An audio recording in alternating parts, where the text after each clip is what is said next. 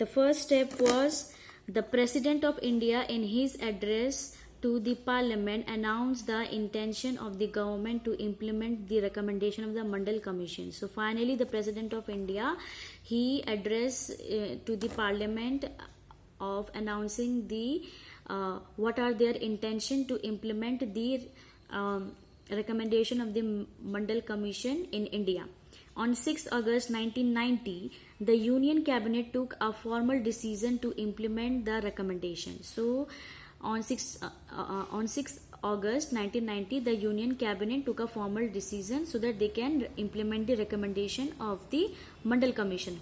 Next day, Prime Minister VP Singh informed the Parliament about this decision through a statement in both the houses of the Parliament. So next day, the Prime Minister VP Singh, he informed regarding the implementation of the Mandal Commission in the both the houses, that means Lok Sabha and the Rajya Sabha. The decision of the cabinet was sent to the Department of Personnel and Training.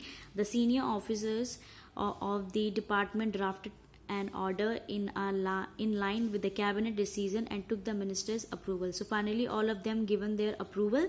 An officer signed the order on behalf of the union government. So the officer will sign the order on the behalf of the union government. This was how OM number 36012/31/90 was born on August 13, 1990. Please remember the date.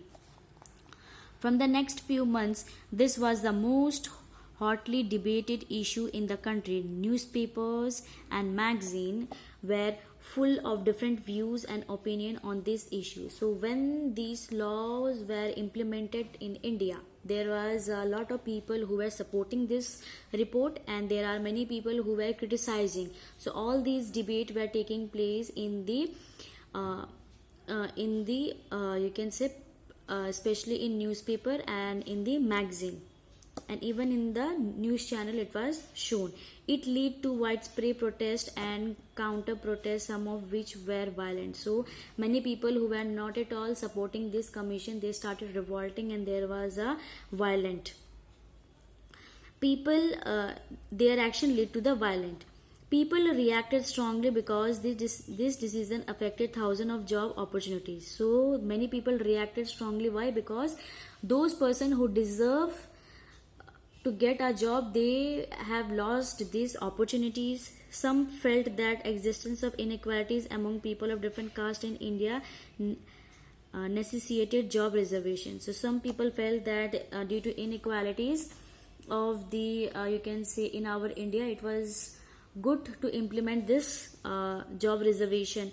They felt this would give a fair opportunity to those communities who so far had not adequately been represented in India in government employment. So some people, they felt that this reservation is good, and with the help of this reservation, those communities who did not get any chance in the government job, they can at least get now. Others felt that this was unfair as it could deny equality of opportunity to those who did not belong to backward communities.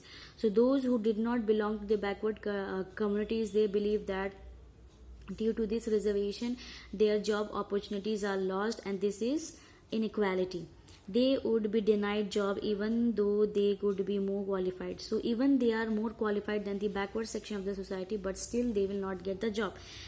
Some felt that this would perpetuate caste feeling among people and hamper national unity. So some people, they believe that due to this reservation there will be you can say gap between the communities and the national unity will be broken. In this chapter we won't discuss whether the decision was good or not. We only take this example to understand how major decisions are taken and implemented in the country. So we are not discussing whether the reservation system is good or not, but in this chapter we will learn how the decisions are made in a country and how these laws are implemented. Who resolved this dispute? You know that the Supreme Court and the High Court in India settled dispute arising out of the government decision. So we already know that the Supreme Court at the national level and High Court at the state level, they solve the or they settle the disputes right, or the conflict. Some person and associations opposed to this order filed a number of cases in the court. They appealed to the court to declare the order invalid and stop its implementation. The Supreme Court of India bunched all these cases together. This case was known as the Indira Samne and others versus Union of India cases. 11 judges of the Supreme Court heard arguments of both sides by majority. The Supreme Court judges in 1992 declared that this order of Government of India was valid. So there was a conflict between the Indira Samne, that means those persons who were against the reservation system, against the Union of India case. So finally, in the year 1992, the Supreme Court declared that whatever the government has decided, it is valid. At the same time, the Supreme Court asked the government to modify its original order. It is said that well-to-do person among the backward classes should be excluded from getting the benefits of reservation. So the Supreme Court also, though he said that whatever the Union of Government has made recommendation for the Mandal Commission, it is valid, but he also recommended that means the Supreme Court also recommended that those backward classes who are rich, who already have money, they should be excluded from this reservation. Accordingly, the Department of Personnel and Training issued another office memorandum on September 8, 1993.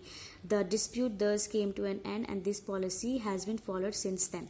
So the Department of Personnel and Training, they issued an order, another office memorandum on 8 September 1993, and due to this order, they have excluded the richer section of the richer section of the backward classes, so that they can be excluded from the reservation system. So with this, the dispute among the people were settled, and till now we continue this reservation system in our India.